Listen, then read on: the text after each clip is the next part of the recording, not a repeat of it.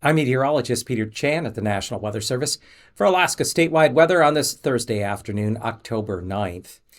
We are watching the first in a series of strong fall storms begin to depart along the Arctic coastline. Low pressure north of Utqiagvik still creating some strong gusty winds along areas of the northwest Chukchi coast. We still have coastal flood warnings in effect till 4 a.m. Friday morning between Point Hope and east of Utqiagvik, though again, wind and waves are in the process of coming down, as will the water levels. This most recent storm did manage to produce wind gusts of 40 to as high as 60 miles an hour along areas of the west coast, and water levels that generally ran 3, 4, 5 feet above the normal high tide line to as high as 6 to 7 feet above the normal high tide.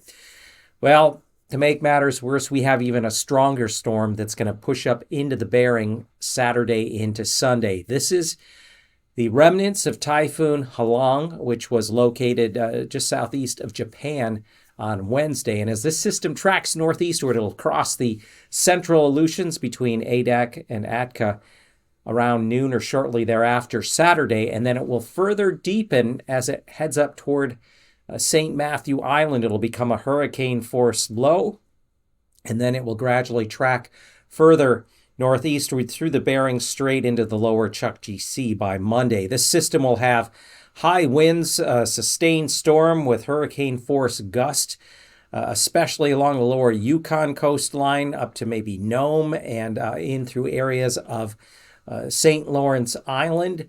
This is going to cause some very high water levels that could push into Norton Sound and result in considerable coastal flooding and beach erosion. So you're going to want to stay tuned to later forecasts. We already have high wind watches in effect for these areas of the West Coast, and we will likely see some sort of coastal flood watches issued as well, followed by warnings or advisories as the weekend unfolds. And if that's not enough, yet another strong storm will come up out of a similar track for later Monday into Wednesday and could impact areas of the southwest coast from the YK deltas into Bristol Bay.